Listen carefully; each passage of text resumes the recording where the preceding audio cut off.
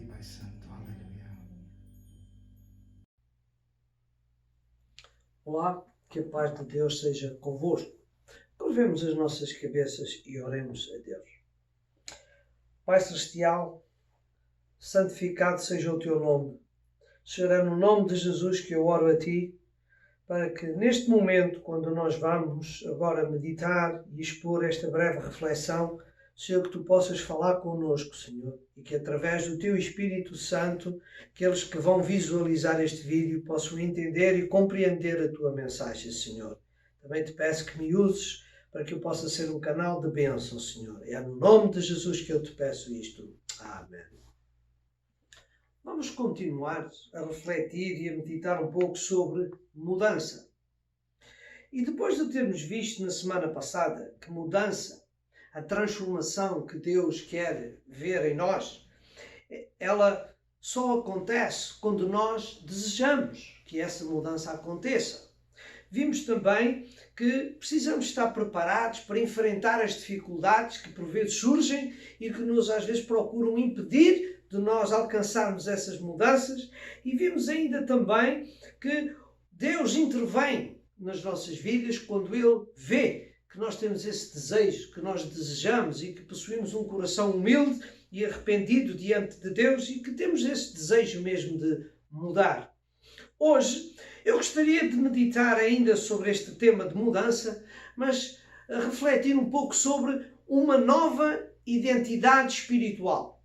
E essa nova identidade espiritual, ela é consequência, é resultante da intervenção que Deus opera em nós.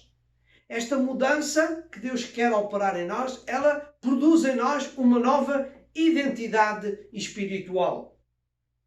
Literalmente, a palavra identidade, ela representa o conjunto das características próprias e exclusivas de uma pessoa, como por exemplo, o nome, a idade, o estado civil, a profissão, se a pessoa é masculina, se a pessoa é feminina, e podemos ainda também incluir nesta identidade o caráter, a personalidade, etc, etc.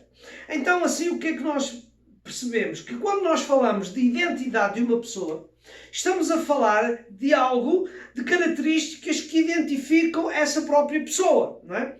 E é neste contexto que a nível pessoal nós precisamos de refletir e fazer esta seguinte e tão simples pergunta diariamente, que é: que tipo de pessoa sou eu?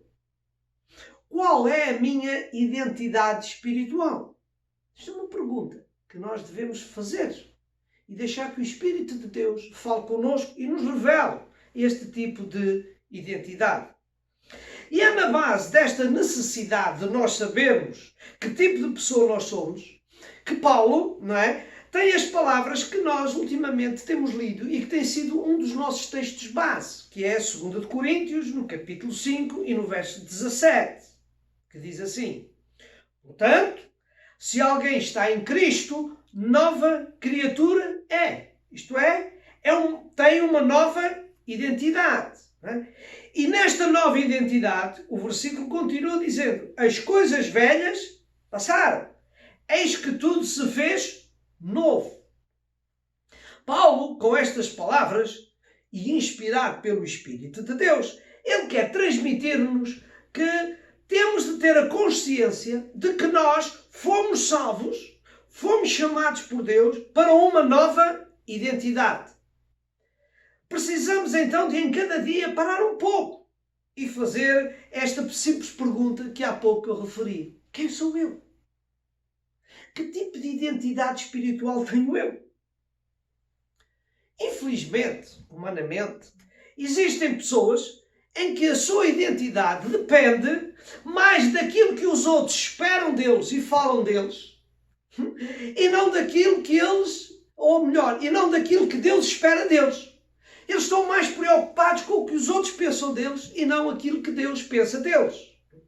Por exemplo, E nós percebemos isso através de uma análise muito rápida da nossa sociedade. E a nossa sociedade, esta é uma triste realidade, é que ela neste momento está a controlar as pessoas. As pessoas controlam-se umas às outras, não é? E vemos isso, por exemplo, na plataforma, quer do Facebook, quer do Instagram. São estas duas plataformas muito usadas, não é? E estas plataformas tecnológicas, elas fazem com que as pessoas fiquem reféns umas das outras. E digo isto porquê? Porque colocam fotos, colocam comentários, fazem posts, etc.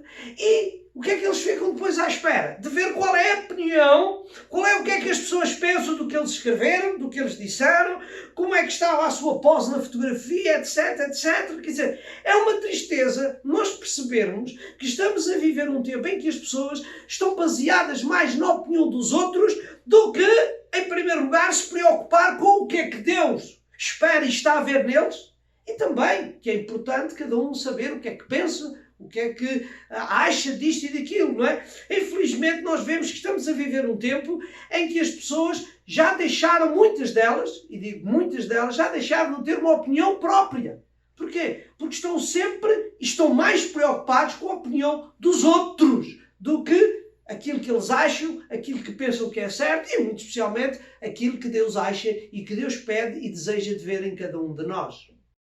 Ao estudarmos o contexto das Escrituras, nós vemos que a nova identidade espiritual que adquirimos pela intervenção de Deus, ela tem por objetivo levar a cada um de nós a cumprir os propósitos de Deus e não o propósito dos outros.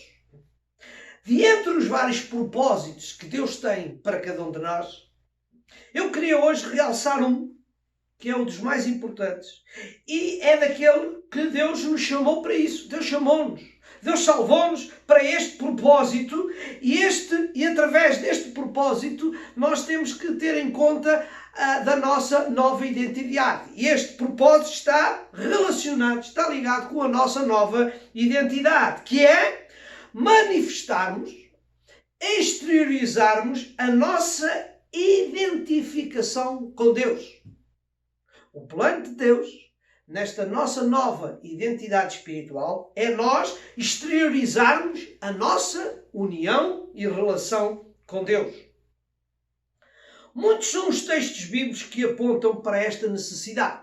Para a necessidade de nós termos uma identidade que nos identifica com Deus, que nos identifica com Jesus Cristo. Não é? E dentro desses versículos, eu vou mencionar alguns, são muitos, mas eu vou mencionar alguns e peço um bocadinho, desculpa por ser um bocadinho longo na leitura, mas é importante nós percebermos que isto é um texto, é uma base, é um ensino que vem das Escrituras. E começo por referir as próprias e primeiras palavras que são de Jesus Cristo. Em João, no capítulo 13 e verso 15, João, capítulo 13, verso 15, diz assim: porque eu vos dei um exemplo, e repare, para que, como eu fiz, façais vós também. Como Jesus fez, nós temos que ser iguais, semelhantes a Ele.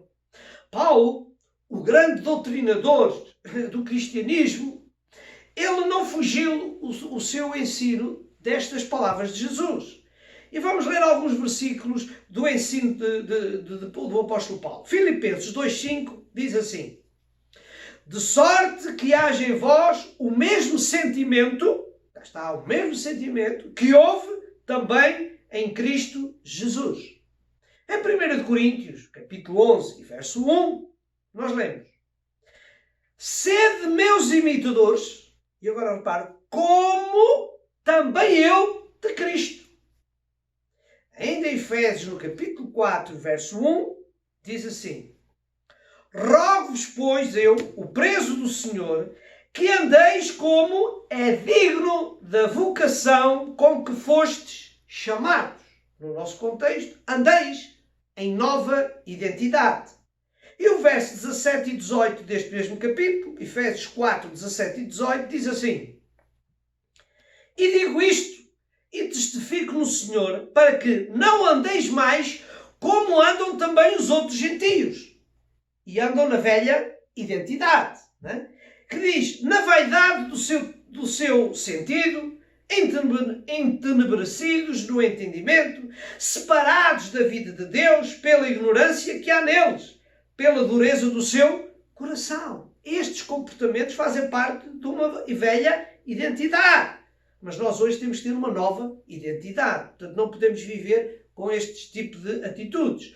Romanos 8:29 também diz assim: porque os que dantes conheceu, também os predestinou, chamou-os, para quê? Para serem conformes, cá está, a imagem de seu Filho, a fim de que ele seja o primogênito entre muitos irmãos. Para sermos conformes a imagem de seu Filho, a imagem de Jesus. Então aprendemos que a nossa vida, os nossos comportamentos, têm de apresentar uma união com Jesus. Uma união com Cristo. E porquê? Porque Ele habita em nós. Não é? O apóstolo Paulo diz que Deus dá ministérios à igreja, lá em Efésios 4, o verso 12 e 13, para quê? O verso 11 diz que Ele dá os ministérios e no verso 12 e 13 Ele diz isto: querendo o aperfeiçoamento dos santos para a obra do ministério, para a edificação do corpo de Cristo, até que todos cheguemos à unidade da fé e ao conhecimento do Filho de Deus, ao homem perfeito, à medida da estatura completa de Cristo. Isto é, uma nova identidade. Assim, a conclusão é esta: em tudo o que Jesus é, nós também temos que ser. Esta é a nossa identidade. Não é? Recordo, em certa ocasião, que os discípulos de Jesus disseram a ele: Jesus, mostra-nos o Pai. E Jesus disse: quem vê a mim, vê o Pai. Porquê é que ele disse isto? Porque a ligação dele era tão íntima com o Pai, que eles, ao verem Jesus, ao ver os comportamentos de Jesus, estavam a ver a atitude, o caráter de Deus. E esta mesma ligação existe entre nós e Jesus. Por isso, da mesma forma, as pessoas que olham para nós têm que ver a pessoa de Deus, o caráter de Deus, aquilo que Deus pensa. Porquê? Porque nós também estamos ligados com Jesus. Portanto, a nossa ligação é esta. Em tudo o que Jesus Cristo foi e é, então nós também temos que ser. Em Atos, no capítulo 11 e no verso 26, nós lemos que em Antioquia os discípulos de Jesus foram chamados pela primeira vez de cristãos. Diz assim o versículo: e sucedeu que todo um ano se reuniram naquela igreja e ensinaram muita gente. E este ensino foi para quê? Para eles adquirirem uma nova identidade. Não é? E nesta identidade, o que é que nós lemos a seguir? O verso que, na continuação do verso, diz que em Antioquia foram os discípulos pela primeira vez chamados cristãos. Então esta definição, cristãos, estava ligada a quê? À nova identidade que eles tinham. E essa identidade o que é que fazia? Fazia que eles fossem semelhantes a Jesus. Eram semelhantes a Jesus na moda de proceder, no modo de falar, no modo de agir. Eles eram testemunhas de Jesus. Por isso, eles estavam tão identificados, a sua identidade estava tão ligada com Jesus, que por isso eles eram chamados de cristãos, seguidores de Cristo. Não é? Eles, ao terem este comportamento de cristãos, de seguidores de Cristo, eles estavam a corresponder positivamente ao mandamento que Jesus lhes tinha deixado antes de subir ao céu. Não é? Lemos lá isso em Atos, no capítulo 1 e verso 8. Atos 1:8. Mas recebereis a virtude do Espírito Santo, que há de vir sobre vós, e agora cá está. E ser-me-eis testemunhas, tanto em Jerusalém, como em toda a Judeia e Samaria, e até aos confins da terra. Ser-me-eis testemunhas. E ser testemunha é dar o quê? É transmitir, é manifestar o quê? Uma mensagem. E neste caso a mensagem era o quê? Era a mensagem de Jesus Cristo. Era o Evangelho de Jesus Cristo. Era o comportamento de Jesus Cristo. Era esta mensagem que eles estavam a transmitir, não é? Assim como cristãos, temos de ter a consciência de que, como testemunhas de Jesus, não é? E como pessoas então influenciadas por Jesus, nós temos de que também influenciar os outros através do nosso comportamento, através da nossa nova identidade, através das características que nos caracterizam por aquilo que nós somos. Testemunhas de Jesus, filhos de Deus, não é? Então, esta é a lição que nós temos que ter, não é? Que Deus quer ver de nós, quer que nós possamos exteriorizar através desta nossa mudança, através do nosso testemunho, uma nova identidade. E um exemplo prático que nós temos, terreno e social, acerca deste bom testemunho, aponta-nos para o propósito de Deus em sermos embaixadores de Cristo, embaixadores de Deus. Não é? Vejam aqui 2 Coríntios 5:20. De sorte que somos embaixadores da parte de Cristo. E olha, repara o que é que veio a seguir. Como se Deus por nós rogasse. Somos embaixadores. Então nós somos o quê? Os transmissores, os agentes, não é? Aqueles que representam Deus aqui na Terra. E tendo em conta que hoje nós somos a nova nação especial de Deus, 1 Pedro 2,9, vemos isso, diz, mas vós sois a geração eleita, o sacerdócio real, a nação santa, o povo adquirido para quê? Cá está. Anuncieis as virtudes daquele que vos chamou das trevas para a sua maravilhosa luz. Então Deus espera que neste mundo nós sejamos o quê? Bons embaixadores, bons emissários, bons representantes de Deus aqui na Terra. Este propósito de o povo de Deus ser embaixadores de Deus aqui na Terra, ela começa muito bem cedo. Não é? Quando Deus decide formar um povo especial dentre as nações para ser um exemplo e cumprir a vontade de Deus diante da humanidade. Quando Ele criou e formou o povo de Deus, o povo de Israel. Quando Ele formou este povo, Ele formou com este objetivo, para eles cumprirem a vontade de Deus diante da humanidade. Levítico capítulo 20, verso 24, vemos isso. Levítico 20, verso 24. E a vós vos tenho dito, em herança possuireis a sua terra, e eu a darei a vós para a possuíres, terra que mana leite e mel. Eu sou o Senhor vosso Deus, cá está, que vos separei dos povos. O verso 26 diz ainda também isto. E ser-me-eis santos, porque eu, o Senhor, sou santo. E agora, mais uma vez, ele diz, vos separei dos povos para serdes meus. E o profeta Ezequiel, no capítulo 39, verso 7, ele diz isto. Ezequiel 39, 7. Farei conhecido o meu santo nome no meio do meu povo de Israel, e nunca mais deixarei profanar o meu santo nome.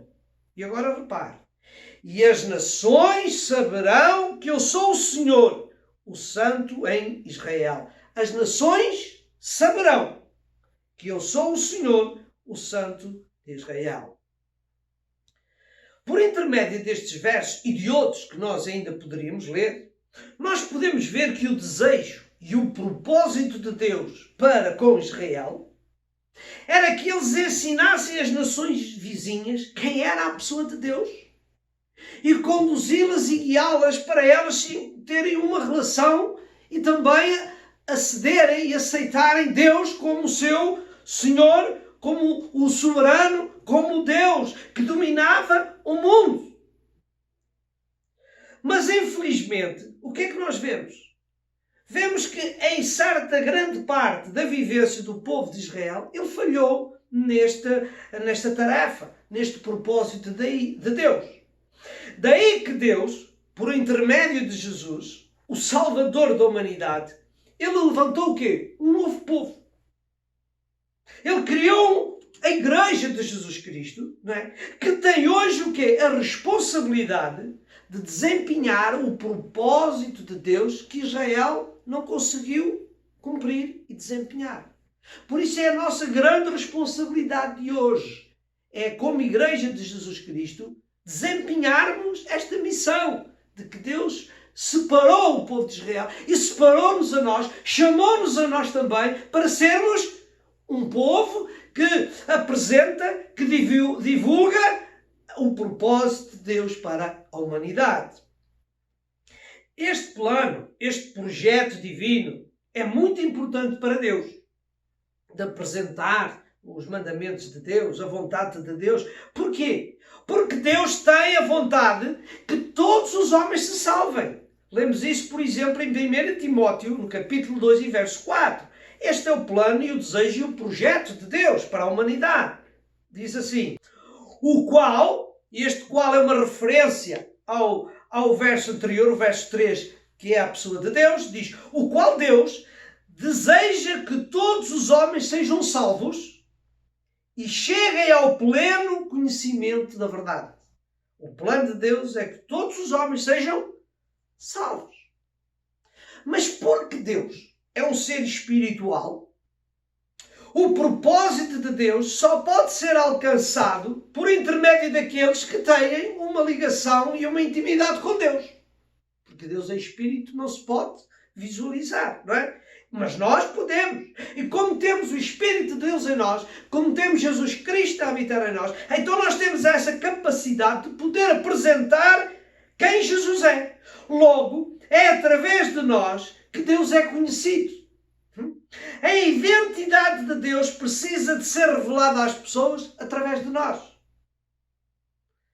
Deus só pode ser conhecido pelas pessoas através do meu comportamento, através das minhas palavras, através das minhas atitudes, da forma como eu vivo. É só desta maneira que nós, ou que as pessoas conhecem quem Deus é. Um exemplo desta realidade que nós acabamos de referir, de que Deus revela-se através daqueles que Ele chama, Deus quer se revelar através de nós, nós podemos ver isso no diálogo que existiu entre Deus e Moisés, quando Deus chama Moisés para libertar e para tirar Israel do domínio dos egípcios. Não é? Em Êxodo, no capítulo 3, verso 11 até ao 14, nós lemos este diálogo e vamos perceber que Deus quer se revelar através daqueles que Ele chama, daqueles que Ele envia para o seu ministério e para o seu trabalho. Diz assim o verso 11. Então disse Moisés a Deus, quem sou eu para ir a Faraó e tirar do Egito os filhos de Israel? Respondeu-lhe Deus, certamente, cá está, eu serei contigo. E isto te será por sinal de que eu te enviei. Quando houveres tirado do Egito o meu povo, servireis a Deus neste monte. Verso 13. Então disse Moisés a Deus, eis que quando eu for aos filhos de Israel e lhe disser, o Deus de vossos pais me enviou a vós, e eles me perguntarem, qual é o seu nome? Que lhes direi? Respondeu Deus a Moisés, eu sou o que sou. Disse mais, assim dirás aos filhos de Israel, eu sou, me enviou a vós. E na expressão, eu sou, me enviou a vós, não encontramos apenas a identidade de Deus, eu sou. Mas também encontramos ali a identidade de Moisés. Me enviou. E isto significa o quê? Significa, eu sou o mensageiro de Deus. Era o que Moisés estava a dizer. Por outras palavras, Moisés estava a dizer a eles, Deus, por intermédio de mim, vai libertar-vos dos egípcios. E esta realidade ficou muito clara no momento da libertação de Israel. Tudo o que aconteceu, todas as pragas que vieram sobre o Egito, não é? Era Moisés que as executava. Mas por detrás de Moisés estava Deus. Não é? Moisés era o canal que Deus usou para trazer justiça e castigo àquele povo. não é? Então, mais uma vez, tudo o que acontecia era Deus que estava a agir, mas por intermédio de Moisés, que era o enviado. Era o mensageiro que Deus tinha destinado para esta missão. O mesmo contexto aconteceu com Paulo. E lá em Atos, no capítulo 19, verso 11, vemos que esta intervenção de Deus repetiu-se. Vamos ver aqui em Atos 19, 11. Diz assim: E Deus, pelas mãos de Paulo, fazia milagres extraordinários. Deus fazia milagres como? Pelas mãos de Paulo. Quem via os milagres de Paulo, quem visualizava as obras de Paulo, ele não via Deus. Mas o que é que ele via? O agente. Via o embaixador. Via o representante de Deus. Via o enviado de Deus. E é isto que nós temos que entender quando Deus nos chama para o seu trabalho. É para que nós possamos perguntar a nós próprios: quem sou eu? Qual é a minha identidade espiritual? Sou eu um mensageiro de Deus? Estou eu a identificar-me com Deus? Para quê? Para que Deus possa também fazer milagres. Para que Deus possa atuar neste mundo, nós temos que estar e temos que ser verdadeiros ministros de Deus, mensageiros de Deus. Estamos com esta nova e correta identidade, não é? Refletindo um pouco mais sobre este episódio, em que Paulo era um instrumento muito poderoso e respeitado pela sociedade, não é? Temos de ter em conta que a situação de Paulo, positiva e agradável na sociedade, era devido a uma nova identidade espiritual. Porque, como nós sabemos, e o texto bíblico fala disso, Paulo, antes desta nova identidade espiritual, ele era o quê? Era uma pessoa agressiva, era uma pessoa má, perversa, não é? Era uma pessoa que perseguia os cristãos, não é? O desejo dele era de matar, era de destruir. Mas agora Paulo tem uma nova identidade. E esta nova identidade surgiu o quê? Pelo encontro com Deus, pela sua obediência a Deus, pela sua entrega total nas mãos de Deus. E nesta nova identidade, então Deus sim, fez dele um novo homem. Fez dele um instrumento positivo nas mãos de Deus. Os milagres aconteciam não porque Paulo tinha poder, não porque Paulo era isto e era aquilo, não. Mas porque Paulo tinha alguém com ele que era poderoso. Alguém que estava com ele, que o abençoava, que lhe dava graça, que lhe dava ousadia. E era isso. Por isso é que Paulo era o homem que era. Não por ele, mas por Deus. Ele próprio dizia que tudo o que tinha, ele considerava esterco. Ele não estava agarrado às suas qualidades. Mas tudo o que ele fazia é porque Deus, Jesus Cristo, o usava para que ele pudesse abençoar o povo. E Deus ainda não mudou de ideias. Deus ainda continua à espera de ti e de mim, para nós sermos usados nas mãos dele para poder abençoar este povo.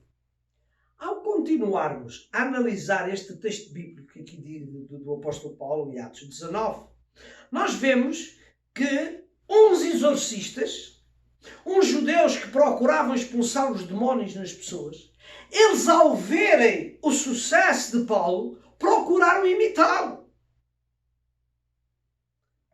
Só que o demónio que eles procuravam, estes exorcistas procuravam expulsar, ele disse algo muito importante e que nos deve fazer refletir. Atos, capítulo 19, verso 15 e 16. Respondendo, porém, o espírito maligno disse: a Jesus conheço e sei quem é Paulo. E agora? Mas vós quem sois? E o verso 16 diz: então o homem, no qual estava o espírito maligno, saltando sobre eles, apoderou-se de dois e prevaleceu contra eles, de modo que nus e feridos fugiram daquela casa. Jesus conheço. sei que é Paulo. Mas vós quem sois? O que é que isto mostra? Mostra que os demónios, os nossos inimigos espirituais, conhecem-nos. Sabem muito bem quem nós somos. Daqui que nós não podemos apresentar uma falsa identidade. Desculpem dizer-vos, não podemos brincar a cristãos. Não. Temos que ser verdadeiros cristãos. Não podemos fingir aquilo que não somos. Porque os demónios conhecem-nos. O que era importante e o que deve ser certo e correto é que os demónios, ao olhar para cada um de nós, o que eles têm que dizer e têm mesmo que dizer é: com este eu não me meto, com este eu não vou interferir, porque este está ligado a Deus, está ligado a Jesus, Jesus está com ele e ele que é o Todo-Poderoso, portanto eu com este não me meto. E isto é que é bonito, é que é agradável, e é isto que deve ser importante e que nós temos que refletir, não é? Esta é a forma correta que nós temos que ter consciência e saber que os demónios, eles bem sabem quem nós somos, mas que possam saber que nós estamos protegidos, guardados pelo sangue de nosso Senhor Jesus Cristo. Ainda em relação a este comportamento do nosso inimigo, que ele sabe muito bem quem nós somos, nós precisamos de refletir algo mais, no sentido de sabermos que ele procura destruir a nossa identidade. Quando ele faz o cerco à nossa vida, quando ele procura menosprezar-nos, enfraquecer-nos, ele sempre procura diminuir e destruir a nossa identidade espiritual. E foi isso que ele fez com Jesus. E eu queria levar-vos a refletir e a meditar sobre isto, para nós estarmos preparados e pedirmos a Deus que nos ajude a não perdermos a confiança e a certeza da nossa identidade espiritual. Mas antes, temos que recordar que Jesus também tinha uma identidade espiritual. E nós vemos isso lá em Mateus, no capítulo 3, versos 16 e 17, não é? O episódio que conta de quando Jesus foi ao encontro de João Batista para ser batizado. E diz assim o verso 16. E sendo Jesus batizado, saiu logo da água. E eis que se lhe abriram os céus e viu o Espírito de Deus descendo como pomba e vindo sobre ele. E agora? E eis que uma voz dos céus dizia: Este é o meu Filho amado em quem me comprazo. Este é o meu Filho amado em quem me comprazo. É uma maravilha nós podemos ouvir uma definição de uma identidade, da nossa identidade tão clara e audível. E Jesus ouviu da parte de Deus esta sua declaração da sua identidade. Este é o meu Filho amado. Este é o Filho em quem eu tenho muita alegria. Não é? Jesus não tinha dúvida da sua identidade, mas naquele momento essa identidade ficou mais reforçada, não é? Pela própria voz de Deus. Todavia, logo a seguir, no capítulo 4 de Mateus, o que é que nós vemos? Vemos que Jesus foi levado ao deserto para ser tentado. Porque Jesus era homem. E como homem ele tinha que ser tentado como qualquer ser humano. Portanto, Jesus foi levado para isso. E nesta tentação, Satanás tentou que Jesus duvidasse de quem ele era realmente. Satanás tentou que Jesus duvidasse da sua identidade espiritual. E assim pudesse cair na tentação. O texto é longo, mas eu vou resumir e referir apenas a abordagem de Satanás a Jesus. Mateus 4:3 diz assim: E chegando-se a ele o tentador, disse, repare, se tu és o Filho de Deus, e aqui está a dúvida, se tu és o Filho de Deus, manda que estas pedras se tornem em pães. Verso 6. E disse-lhe o tentador, né? Se tu és o Filho de Deus, lança-te daqui abaixo, porque está escrito que aos seus anjos dará ordens a teu respeito e tomar-te-ão nas mãos para que nunca tropeces em alguma pedra. Se tu és o Filho de Deus. Eu não vou desenvolver o texto nem o contexto daqui, porque não é esse o meu alvo, mas eu queria realçar apenas de que em nenhuma destas situações Jesus cedeu. Mas Jesus sempre respondeu: está escrito, está escrito. Isto mostra que Jesus sabia perfeitamente a sua identidade, não tinha dúvidas, mas também Jesus sabia que ele tinha que obedecer ao seu Pai. A obediência tinha que estar ali, por isso ele diz: está escrito, está escrito. Então o diabo tentou tentar Jesus para tirá-lo da sua identidade. Jesus ficou firme, Jesus não cedeu. E o que eu queria dizer a todos nós hoje é que o Satanás não mudou das suas estratégias. Ele não mudou. Ele continua ainda a tentar-nos exatamente desta maneira. A tentar que nós duvidemos da nossa identidade espiritual, daquilo que Deus tem para nós, não é? Assim, a lição que temos de extrair da tentação de Jesus é que temos que estar preparados para o plano do diabo, que é, não é? Por muitos os meios, por muitas situações, ele tentar destruir o nosso ministério, isto é, tirar-nos da nossa obediência a Deus, não é? E também procurar pôr-nos em dúvida qual é a nossa identidade espiritual. Mas como Jesus, nós também temos de ter consciência da nossa identidade espiritual. Nós temos que ter a certeza daquilo que Deus disse. Jesus sabia que ele disse: este é o meu filho amado. Jesus estava consciente disso, não duvidou, ficou firme. E Deus também fez uma grande declaração, houve muitas declarações a nosso respeito. E é na base destas declarações que nós temos que ficar firmes diante de Deus. Diante de Deus e diante do inimigo, quando ele perturba a nossa mente, não é? Temos que ficar conscientes, várias. Eu tenho aqui 3 apenas para referir, entre muitas declarações de Deus. Eu recordo estas declarações que são muito importantes e que devem nos dar firmeza e não duvidar daquilo que nós somos para Deus. Primeiro, é que Deus fez a declaração de que nós somos filhos de Deus. João 1,12 diz: a todos quantos o receberem, deu-lhes o poder de serem feitos filhos de Deus. Em Zacarias, no capítulo 2 e verso 8, temos outra declaração de Deus, que diz: quem toca no meu povo, toca na menina dos meus olhos. Então nós somos algo precioso para Deus. Somos de muito valor para Deus. O célebre João 3,16 mostra que Deus amou o mundo de tal maneira que deu o seu Filho unigênito para nos salvar. Deus nos amou.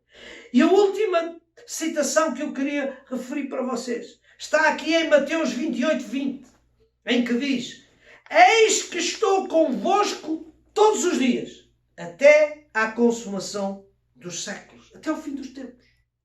Deus não nos abandona. Jesus não nos deixa sós. Ele disse, quando aos seus filhos: eu vou para o Pai, mas o Pai vai mandar um outro logo, outro Consolador, alguém que esteja convosco e que nunca vos vai abandonar. Portanto, estas são as grandes declarações que Deus faz para cada um de nós, não é? E por isso nós temos que estar cientes desta, ficar firmes e não duvidar, nem deixar que o inimigo perturbe a nossa mente. Amém? Que Deus nos abençoe com este ensinamento e que possamos ficar firmes, não é? Eu vou concluir e terminar os pensamentos de hoje, esta nossa reflexão, dizendo isto: não podemos esquecer que Deus quer ver em nós o quê? Mudança. E essa mudança, não é que nos dá uma nova identidade espiritual. E nesta nossa nova identidade espiritual, como novas criaturas, como diz o apóstolo Paulo, nós temos que ser pessoas diferentes. Porque infelizmente estamos a viver um tempo em que em muitas áreas, quer nas áreas espirituais, quer também nas áreas sociais, não é? A sociedade de hoje está a degradar-se. Está a perder as suas qualidades. Não é? E esta degradação envolve especialmente e muito nos valores morais e éticos que se estão a inverter. A modernidade de hoje está a levar as pessoas para comportamentos extravagantes e grosseiros. Os padrões éticos e morais têm mudado para pior. E o perigo é que a sociedade está a acostumar-se. A sociedade está a acomodar-se a estas mudanças, a estas novas filosofias, não é? O que anteriormente era proibido, hoje é tolerado. E pelo comportamento que estamos a ver nesta sociedade, aquilo que era proibido e hoje está a ser tolerado, amanhã vai ser aceito, vai ser normal, tudo bem. Porquê? Porque a degradação é muito grande. E neste perigo de degradação, a vontade de Deus, o propósito de Deus está a ser esquecido, está a ser ignorado, está a ser desprezado. Por isso, o meu apelo para todos nós é que, como filhos de Deus, como novas criaturas que somos, temos de viver e defender os valores divinos e não os valores humanos. Temos que exteriorizar assim uma nova identidade espiritual. Não podemos esquecer daquilo que Deus espera de nós. O propósito de Deus para nos salvar e para nos dar esta nova identidade é para quê? É como aprendemos hoje, manifestar, exteriorizar a nossa identificação com Deus, a nossa ligação com Jesus. Repito, em tudo o que Jesus foi e Ele é, e continua a ser, o foi, no sentido quando esteve neste mundo, da forma como viveu, e o que Ele é ainda hoje, nós temos que ser. Temos que ser iguais, temos que imitar a Jesus. Não esqueça que a identidade de Deus precisa de ser revelada às pessoas, mas ela só pode ser revelada através de ti e de mim. Que Deus vos abençoe e até à próxima semana, se Deus quiser.